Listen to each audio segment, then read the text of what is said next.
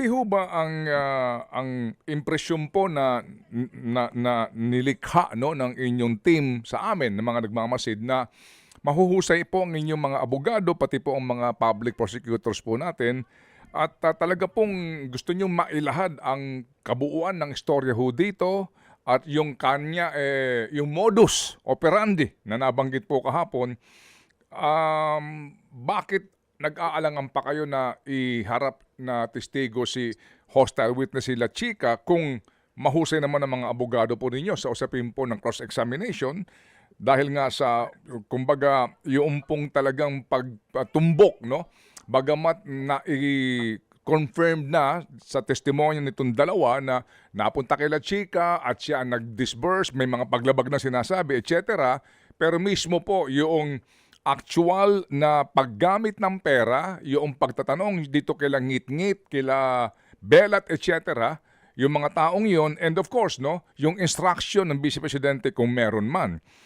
Talaga pong meaning, may alanganin din kayo sa galing ng ating mga prosecutors, ng mga abogado po, para gisahin itong gantong uri po ng hostile witness.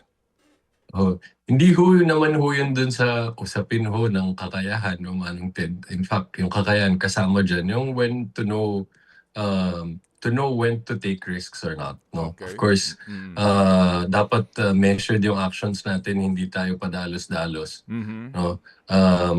So, tulad nga nito, tulad ho na nasabi nyo, paano natin malalaman na meron talagang kautusan ng Vice Presidente?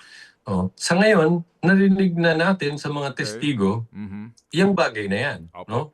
Na sinabi na nila, narinig natin yan kay Ginang Acosta, narinig natin yan kay Assistant Secretary Ortonio, no? Na ang ginagawa nila, no, ay nakabata ito sa kautusan ng Vice Presidente. Okay, sige. At yun nga ho, no, kasi yung parte na paano ba natin malalaman kung ginamit talaga yan? Let's, dun sa tamang paraan.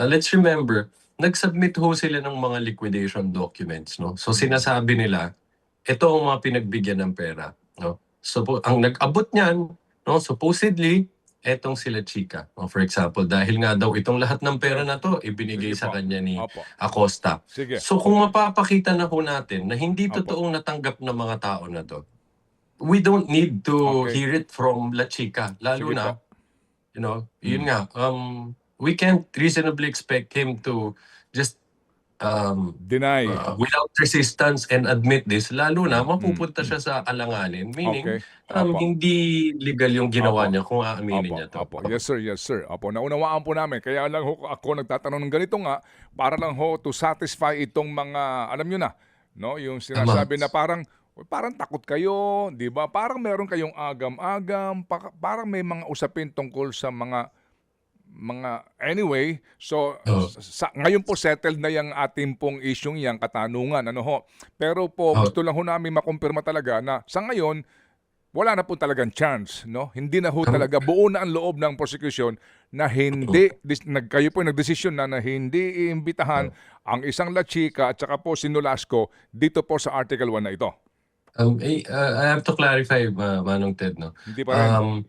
Hindi po tayo final dyan, although nasabi na ho kahapon ng lead public prosecutor, for her, ang personal opinion na she's not inclined anymore to present. But sabi nga ho niya, wala pang decision as a whole. Dahil, of course, naririnig din naman ho namin yung tulad ho nung sentimiento na nasabi nyo na maaaring meron yung mga ibang kababayan ho natin. No? But we have to clarify, Manong Ted, no? Pwede ho nilang tawagin ng depensa kung gusto nilang tawagin si Colonel La Chica. At nakapangalan naman dun sa pre-trial brief nila, potential witnesses nila, I think 4 or 5 representatives or officers of the Vice Presidential Security Group. So kung tatawagin nila siya, maghanda kaming mag-cross-examine sa kanya. No? Kasi if I could add lang po very quickly din ho naman, Ted. Kasama ko kasi dun sa strategic considerations dyan. Every time magtatawag kami ng hostile witness, pag nag-cross-examine ho yung kabila, obviously pwede silang mag-ask pa rin ng leading questions. So maalala natin kay Ginang Acosta, for example, sa cross-examination niya, ang nagbigay ng lahat ng detalye, halos lahat, Mm. yung defense counsel. No? At puro lang siya, ang sagot niya, oo, tumatango lang siya, nag-agree lang siya. Opo. Pero yung details nanggagaling sa depensa. So isa ho yun sa mga strategical considerations Okay. na Opo. tinitignan namin. Mga kapatid, patuloy po kayong tumutok sa 105.9 True FM para sa totoong balita, impormasyon, music, and entertainment. Mag-subscribe sa aming YouTube channel at podcast at sundan nyo kami sa Facebook, Instagram, X at TikTok sa True Network PH. Bisitahin din po ang aming official website, truefm.ph. At panoorin din kami sa True TV Signal, Channel 19. Kami po ang 105.9 True FM. Laging true sa'yo, kapatid.